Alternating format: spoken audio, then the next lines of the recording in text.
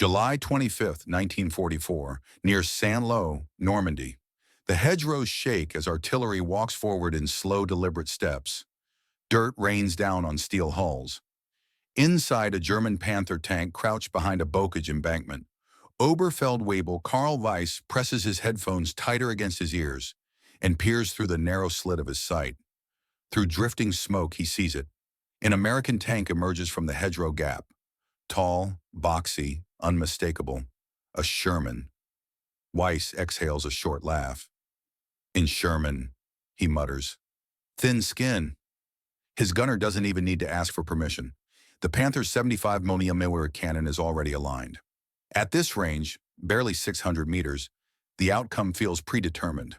They've seen this before in Tunisia, in Sicily, in Italy. The Sherman burns easily, its armor is thinner, its gun weaker. German training manuals have drilled it into them. Engage frontally, fire once, advance. The gun fires. The recoil slams through the turret. Smoke clears.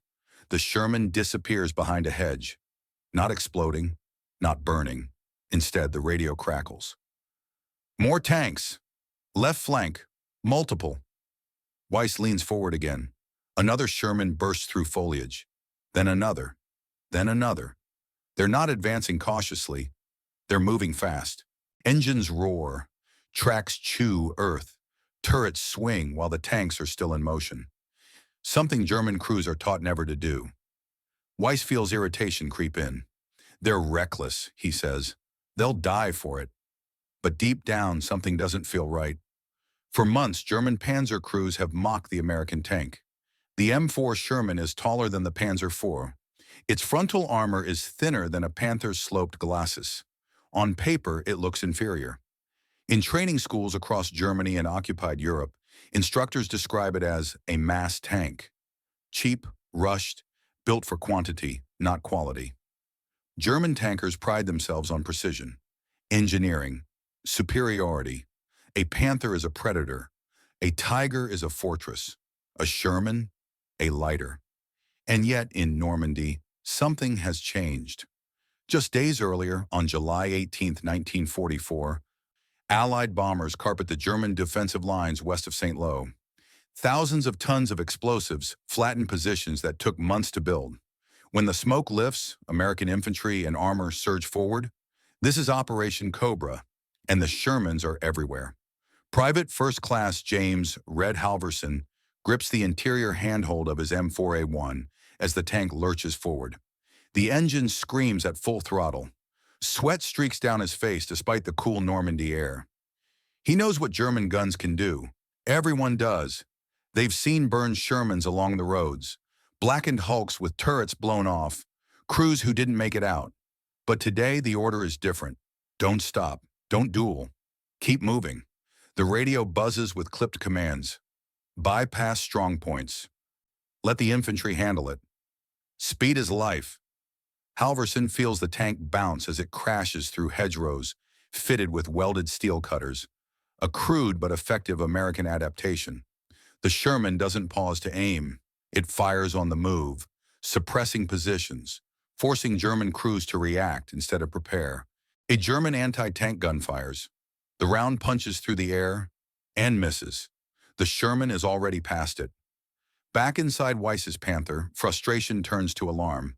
The Sherman he thought he had killed has reappeared farther down the line. Another takes its place almost immediately.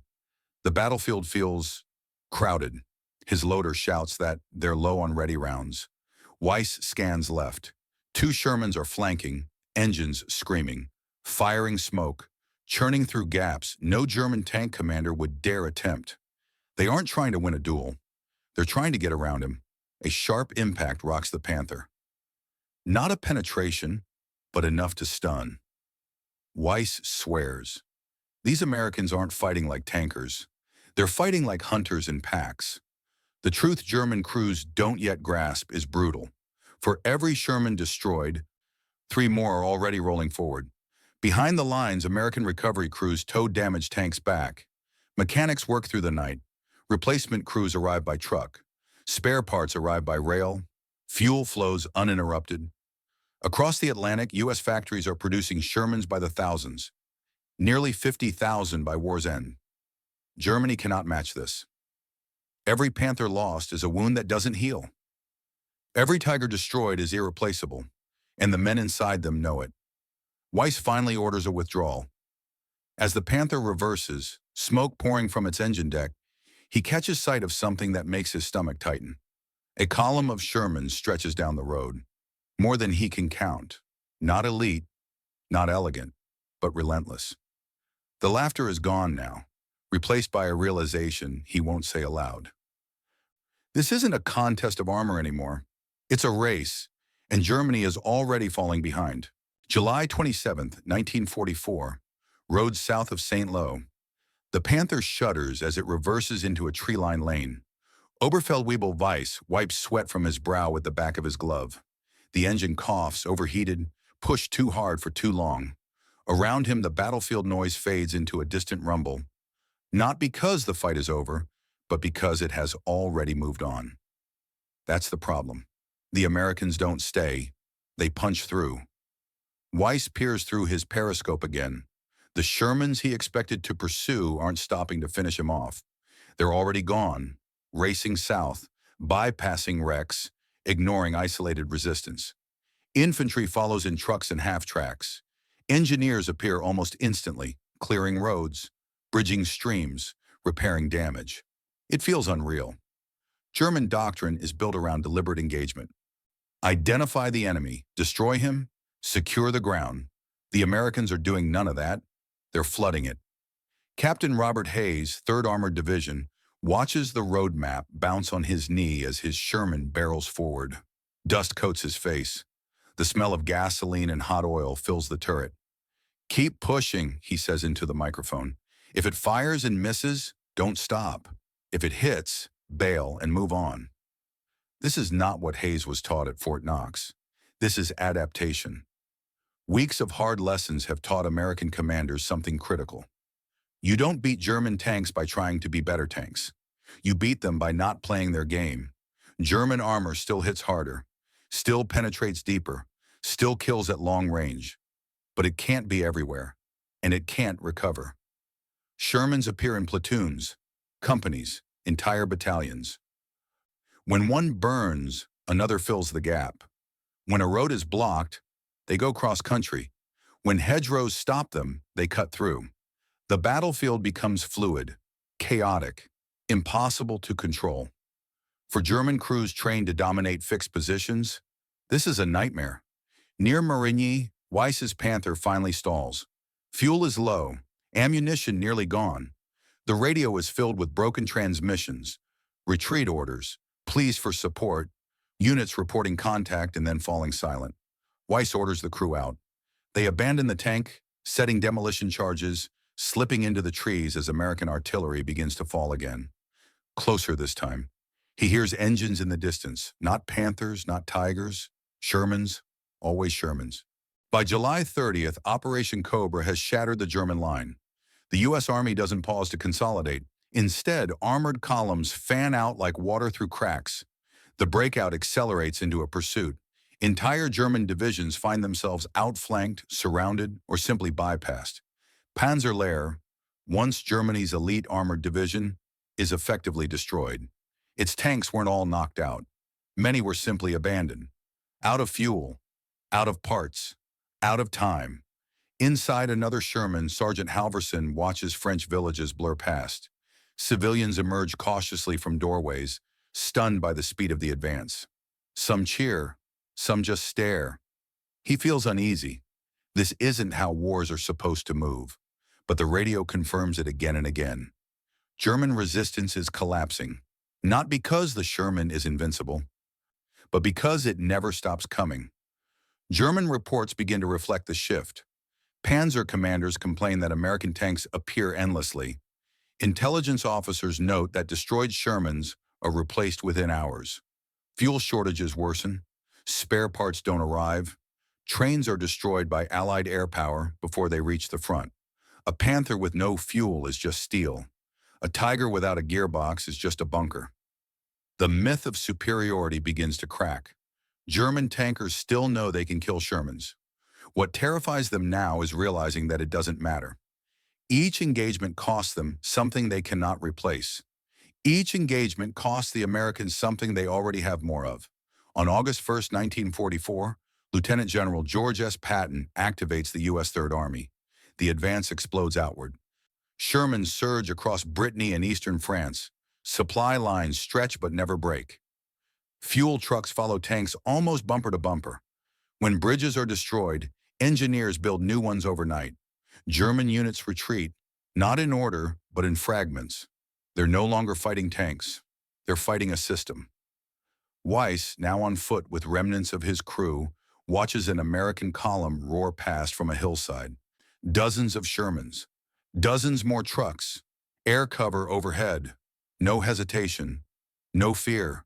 Just motion. He finally understands what went wrong. Germany built the better tank. America built the better war. And steel alone cannot stop momentum. August 7th, 1944. Near Mortain in France. Rain turns the roads into rivers of mud. Smoke hangs low over the hills. What remains of Germany's armored reserve gathers for one last gamble. Operation Ludwig. Hitler's order is simple and impossible at the same time. Counterattack westward, split the American lines, cut off Patton's Third Army, and restore the front. Oberfeldwebel Karl Weiss is back inside a tank again. Not his Panther, but another pulled from a reserve depot. Already worn, already unreliable. Around him, Panthers and Panzer IVs form up in the trees, engines idling low to avoid detection. This time there is no laughter, only silence. At dawn, the German tanks surge forward. For a brief moment, it feels familiar. Shermans appear on the road ahead. One burns, then another. German gunners rediscover their confidence. At close range, their shells still punch through American armor. Crews shout confirmations. Turrets traverse with practiced precision. But then the sky changes. The clouds break, and the Americans see them. Thunder rolls overhead, not from artillery, but from engines. P-47.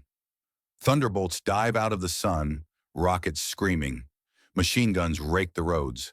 Explosions rip through German columns that have nowhere to hide. Weiss grips the turret ring as the tank rocks violently. This is the difference now. Every German attack is exposed. Every movement is seen. Every pause is punished. Inside a Sherman several kilometers away, Captain Hayes listens to the radio chatter as air support tears into the German advance. Armor pinned. Enemy stalled. Maintain pressure. The Sherman doesn't need to duel today. It just needs to hold. By mid-morning, the German attack stalls completely. Tanks run out of fuel. Radios fail. Commanders die. Units lose contact. Some Panthers are abandoned intact. Their crews gone, fleeing on foot before airstrikes return. American Shermans move in cautiously now, not charging, but tightening the noose. They don't rush. They don't need to. The enemy is collapsing on its own. At Hill 317, surrounded American infantry hold out under constant assault.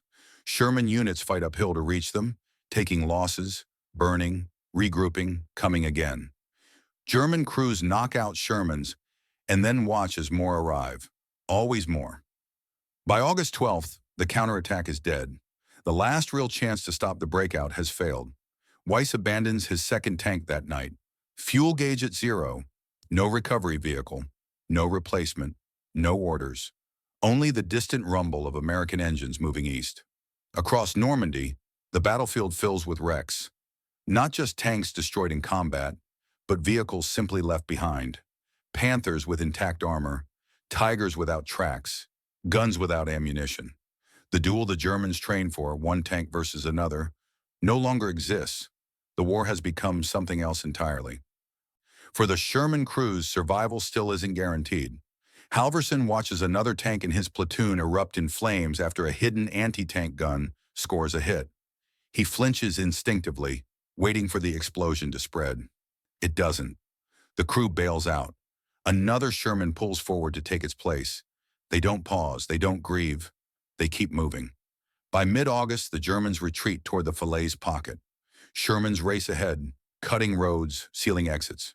The encirclement tightens not because American tanks are stronger, but because they are faster, more numerous, and constantly supplied. German armor fights desperately inside the pocket. Many never escape. Weiss surrenders near Chambois, exhausted, dirty, empty-handed. As he watches American tanks roll past, scarred, dented, still moving, the final truth settles in. The Sherman was never meant to win a duel. It was meant to win a war. August 18, 1944. Outside the Falaise pocket, the air smells of burned oil and death. Roads are choked with wreckage, horses, trucks, artillery pieces, tanks frozen where they died. American soldiers move cautiously through the devastation, rifles raised, eyes scanning for movement. Shermans roll slowly now, not charging, confirming. Inside his tank, Sergeant Halverson watches German prisoners stumble past under guard. Many are tank crewmen. Black grease still stains their hands. Some stare at the Shermans with something close to disbelief. They had been told these tanks were inferior. They had believed it. Behind the front lines, the true engine of victory hums quietly. In Normandy's newly secured ports, Liberty ships unload around the clock. Crates of spare parts, replacement engines, ammunition stacked higher than houses. Entire Sherman hulls arrive already assembled. Rail lines are repaired within days. Temporary bridges appear overnight. Fuel pipelines snake across the countryside, feeding the armored spearheads. This is not improvisation. This is design.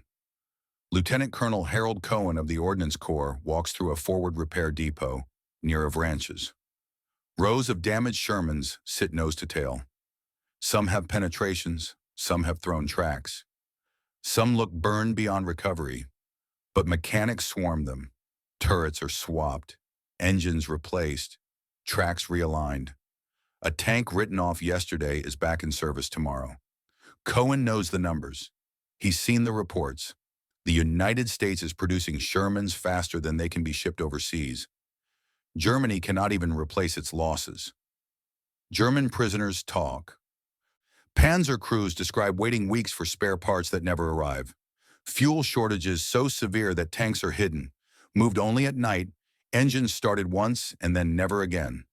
A Panther costs time. A Tiger costs miracles. A Sherman costs efficiency, and efficiency wins wars. As September begins, American armored columns surge east. Paris is liberated. Belgium looms ahead. German resistance stiffens briefly, but it no longer has the strength to stop the tide. When Panthers appear, Shermans don't engage alone. They call artillery. They call airstrikes. They flank. They isolate. They fight as part of a machine. Halverson's Sherman crosses into Belgium under gray skies. Civilians line the roads. Children run alongside the tanks, waving flags. Someone throws flowers that bounce harmlessly off the hull. He thinks about the men lost, the tanks burned, the fear, and yet the advance never stopped. German commanders know what comes next, the Siegfried Line, the homeland.